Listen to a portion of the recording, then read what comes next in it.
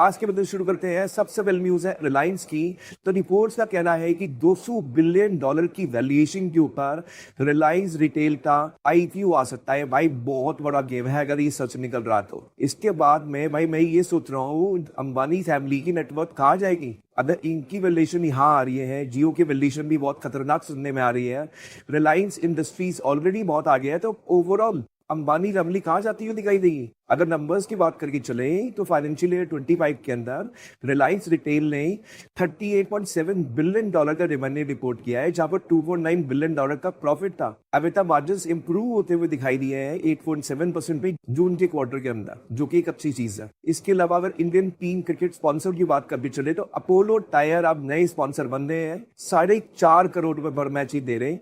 पहले ड्रीम 11 वाले 4 करोड़ दे रहे थे, अभी 4.5 करोड़ दे रहे हैं। अब क्या वो जो मनुष्यत का साया है जो इंडिया के टीम स्पॉन्सर्स पे हमेशा रहता है, वो क्या अपोलो टायर के ऊपर आएगा? Wait and watch. Market reports की मान के चले तो जेके टायर भी इस रेस के अंदर था और इनफैक्ट कैनवा भी था। अगर इंडिया का स्पॉन्सर कैनवा बन सकता था भाई। इसके अलावा अगर हम यूएस की बात करिए चले तो वहां पे फेड रेट को घटाया गया है। यही एक्सपेक्टेशन थी, यही होता हुआ दिखाई दिया। लेट्स सी आज मार्केट कैसे रिस्पॉन्ड करती है इसके ऊपर। इसके अलावा डोनाल्ड ट्रम्प की बात करके चले तो उन्होंने बुलाया कंपनीज को हर 6 महीने में अपनी अर्निंग रिपोर्ट देनी चाहिए, जो कि एक अच्छी चीज है, जिसकी वजह से जो टैक्स बर्डन है, कॉस्ट है, मैनेजमेंट अलाउंस है, बहुत सारी चीजों पे रिलैक्सेशन देखने को मिलेगी।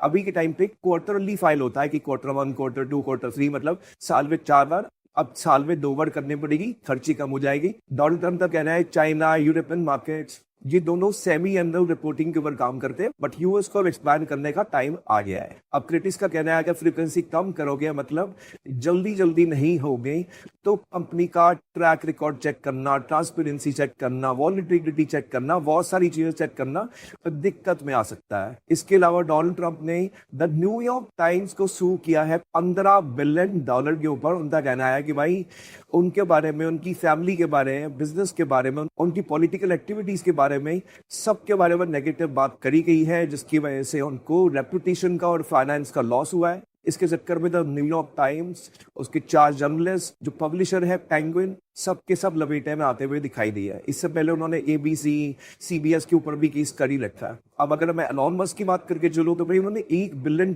के टेस्ला के शेयर खरीदे हैं। 12 सितंबर को कहा जा रहा है ये ट्रेड एग्जीक्यूट हुआ है, और ये वही टाइमलाइन दिखाई दे रही है जिस टाइम पे खबर निकल के आई थी कि टेस्ला के बोर्ड वाले लोग $1 ट्रिलियन का कंपनसेशन देना चाहते हैं एलॉन मस्क को, अगर वो स्पेसिफिक नंबर्स, मार्केट वैल्यू वगैरह अचीव करते हैं। तो अब इसका मतलब क्या है कि ये सही में ये चीज बनने वाला प्लान, एलॉन मस्क को $1 ट्रिलियन की कंपनसेशन मिलेगी। बहुत ही खतरनाक सीन होने वाला भाई अगर ये रियलिटी होती हुई दिखाई नहीं थी। तो बाकी खबर आने के बाद इनके शेयर प्राइस भागते हुए दिखाई दिया है। एक जगह पे इनकी टीवी डिमांड एकदम होती हुई दिखाई दे रही है। पॉलिटिकल कंट्रोवर्सीज में ये फंसे हुए हैं। इनकी पुरानी बातें निकल के आती है कि टेस्ला की जो हमने कैमरा से रिकॉर्डिंग करके मॉडल ट्रेन करने का प्लान किया है वो उतना बेटर नहीं है, शायद हमको उसके अलावा और भी सेंसर लेने पड़ेगी। तो ओवरऑल हिंट तो भाई नेगेटिव दिखाई दे रही है, बट शेयर ऊपर पॉलिटिक जाते हुए दिखाई दे रहा है होप के अंदर कि भाई एलॉन मस्क ने कहा है अब हम टेस्ला को पिवट करेंगे, हम रोबोटिक्स की तरफ लेके जाएंगे, रोबोट वगैरह बनाएंगे।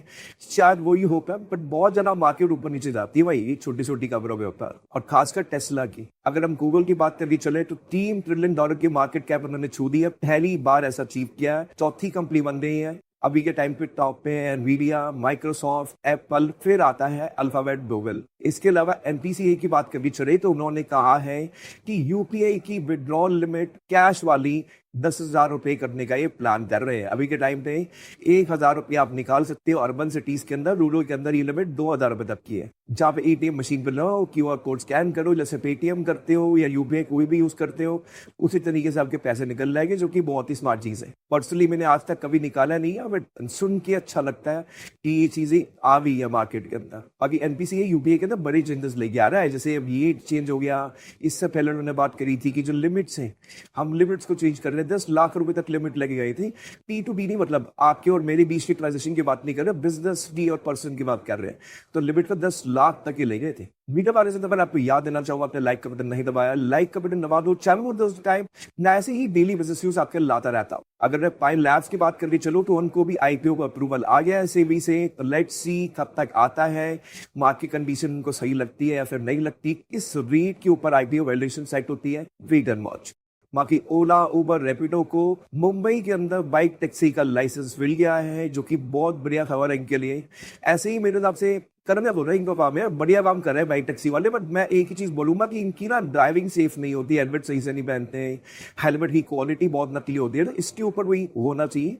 बाकी बहुत कन्वीनियंट चीज है। इसके अलावा गवर्नमेंट की बात करके चले तो गवर्नमेंट ने एक नई टीम बनाने की बात करी है, जो कि फोकस होगी मेड इन इंडिया प्रोडक्ट की ऑथेंटिसिटी चेक करने के ऊपर। यहाँ पे कहा जा रहा है BIS है ना, वही इसके अंदर इन्वॉल्व होगा, जहां पर वो रैंडम सैंपलिंग करेगी, उसके बाद में कॉल टेस्ट किया जाएगा और देखा जाएगा क्या ये डोमेस्टिक प्रोडक्शन में बना है या फिर नहीं बना। इसकी डेफिनेशन ये है कि 50% कम से कम लोकल वैल्यू का एडिशन होना चाहिए। अगर नहीं होगा तो उसको मेक इन इंडिया नहीं कहा जा सकता है, जो कि एक बढ़िया चीज है, क्योंकि मेक इन इंडिया आजकल मार्केटिंग टर्म्स में बन रही है। लोग इंडिया के नाम पे कुछ भी बेच रहे, जिसके ऊपर भी कोई एक्शन होना चाहिए। बाकी निखिल थामर जी ने नथिंग के अंदर इन्वेस्ट कर दिया है, पूरा अराउंड $200 मिलियन तथा $1.3 बिलियन की वैल्यूएशन के ऊपर। टाइगर ग्लोबल ने इसको लीड किया है। अभी रिसेंटली नथिंग वालों ने अपना AI वाला फोन निकाला, जिसके अंदर बटन दबाओ, AI की आप जगह के अंदर घुस जाओगे, बहुत सारी AI के फीचर्स थी। अब फ्यूचर के अंदर प्लान है कि भाई फोन से उठ के और भी काम करने हैं, जैसे अपना खुद का AI ओवरले ऑपरेटिंग सिस्टम बनाए गए। इसका मतलब ये हो गया कि भाई स्मार्ट ग्लासेस के लिए ये अपना ऑपरेटिंग सिस्टम बनाने की कोशिश कर रहे हैं, तो जल्दी इनके स्मार्ट ग्लासेस भी आ सकते हैं। ह्यूमनॉइड रोबोट्स के ऊपर भी काम करने का प्लान कर रहे हैं, हो सकता है इलेक्ट्रिक गाड़ी भी निकाले फ्यूचर के अंदर। इसके अलावा और हाई कोर्ट की बात करनी चलो तो उन्होंने वाओ मोमोज की ट्रेडमार्क केस को रिजेक्ट कर दिया है, जो कि मुझे लगता है कि होना ही चाहिए था। बेसिकली हांगकांग बेस्ड ब्रांड है फूड का, वाओ बर्गर, उनके ऊपर उन्होंने केस किया था, कहा था भाई वाओ कैसे लगा दिया, वाओ तो हमारा ट्रेडमार्क है, ये है वो है वो है। बट जब मामला कोर्ट में पूछा तो कोर्ट ने बोला ये वाओ जो वर्ड है ना भाई, ये कॉमन नेम है, वाओ कोई भी यूज कर सकता है, तो कोई बहुत बड़ा काम नहीं किया आपने। तो इसका मतलब क्या है, अब wow pizza, wow macaroni, wow Fanta Maggi, wow ऑरी Maggi, wow चटपटी लस्सी मैगी, कुछ भी बना के डालते रहो वाओ लगा लगा के। आगे हमारी गवर्नमेंट जो सैटेलाइट कनेक्टिविटी है उसको जनवरी तक लॉन्च करने का प्लान कर रही, इसी साल के एंड के अंदर बात कर रहा हूं मैं। और यहाँ पे कहा जा रहा है जो फाइनल पॉलिसी चेंजेस है, रेगुलेशन है, लाइसेंसिंग है, सब कुछ डिक्लेयर कर दिया जाएगा कि भाई ये काम करना है तो आपको क्या क्या करना पड़ेगा। यहाँ पे ट्राई ने एक सिंपल सा रूल लगा रखा है कि भाई 5 साल तक का आपका कॉन्ट्रैक्ट है, 2 साल और एक्सटेंड ये किया जा सकता है।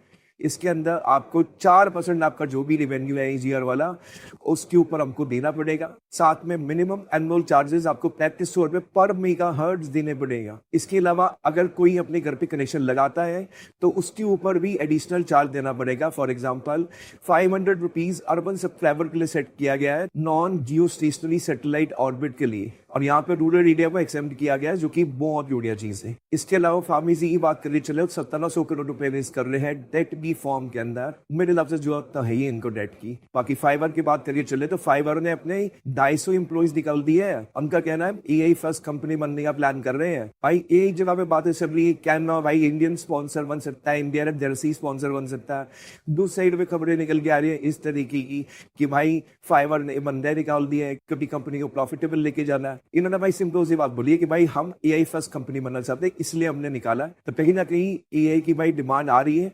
अगर आपको ये सबल में आता है तो प्लीज इनसे कांटेक्ट करो, क्या पता नौकरी वगैरह मिल रहा है आपका। एक जगह पे लोग वो निकाल रहे हैं, दूसरी जगह पे आपको क्या पता हायर भी कर ले। बाकी चाइना की बात करके चले तो उन्होंने एनवीडिया के ऊपर एंटी मोनोपोली लॉ लगा दिया है। ये केस बहुत टाइम से चलता हुआ जा रहा है। इसमें कहा जा रहा है कि एनवीडिया ने ना कुछ कंप्लायंस थे, कुछ कंडीशंस थी जो कि सेट करी गई थी मेलो में, उसके टेक ओवर के बाद में उसका पालन नहीं किया है। इससे पहले से ही कोर्ट केस में चल रहा है। माँ की अगर ये गिल्टी साबित होते हैं तो 1% से 10% तक इनको अपने प्रीवियस ईयर के एनुअल सेल का पोर्शन देना पड़ेगा। एनवीडिया का नंबर $17 बिलियन का है, अब बहुत बुरा नंबर हो जाएगा अगर देखा जाए तो। शायद ये भी हो सकता है एनवीडिया पे टैरिफ लगाओ, उनको बोलो भाई तुमने ये किया ये किया ये किया, फिर एनवीडिया से बहुत सारे पैसे इकट्ठे कर लो, फिर जो अपने और पैसे आए उस पैसे से टैरिफ पे करके फिर अप्रैल और चीज मंगा लो। तो कहीं ना कहीं चाइना बहुत स्मार्ट स्ट्रेटेजीज खेल